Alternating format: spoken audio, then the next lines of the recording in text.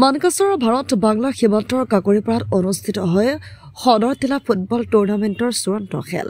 হাজাৰ হাজাৰ ফুটবল প্ৰেমী দৰ্শকে উপভোগ কৰে চূড়ান্ত খেলখন। উল্লেখ্য যে 16টা দলেৰে আৰম্ভ হোৱা সদৰতিলা ফুটবল টুৰ্ণামেণ্টৰ ৰবিবাৰে আবেলি কাকৰিপাৰা ফুটবল টীম আৰু দক্ষিণ চালমৰা ফুটবল টীমৰ মাজত অনুষ্ঠিত হয় চূড়ান্ত খেলখন। মন কৰিবলগীয়া যে খেলৰ আৰম্ভণিৰে পৰা শেষলৈকে দুয়োটা দলে 0-0 গ'লৰ ব্যৱধানত খেলৰ সময় শেষ হয়। পাছত পেনাল্টি যোগে দক্ষিণ চালমৰা ফুটবল টীমে 4-2 গ'লৰ ব্যৱধানত জয়লাভ কৰে।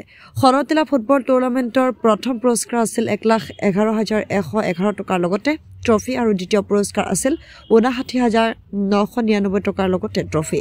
চূড়ান্ত খেলখন উপভোগ কৰিবলৈ জিলা পৰিষদৰ সভানেত্ৰী অভিভাৱক নেকিবুজ্জামান ওৰফে মনু খান, ডিএছপি কিশোৰ পাটোৱাৰীৰ লগতে BSF কমাণ্ডেণ্টৰ লগতে বহু কেইগৰাকী বিশিষ্ট ব্যক্তি আৰু হাজাৰ হাজাৰ ফুটবল প্ৰেমী দৰ্শক।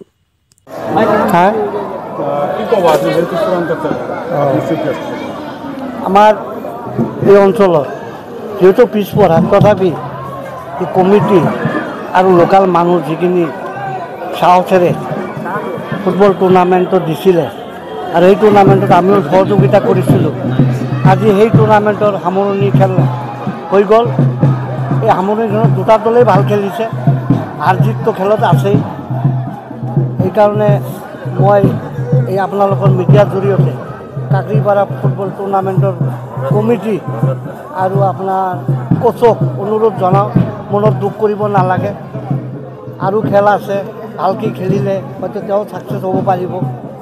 আৰু আগন্তুক দিনত এই ফিল্ডত যাতে ইয়াতকৈ বেছি ডাঙৰ খেল দিব পাৰোঁ তাৰ মানে চেষ্টা আমি কৰিম।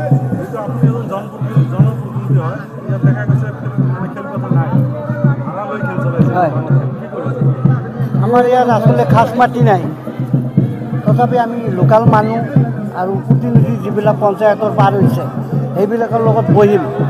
যদি কোনো জেগাত খাচ মাটি বা কিবা বুদ্ধি কৰা যায় তাৰ আমি প্ৰচেষ্টা কৰিম।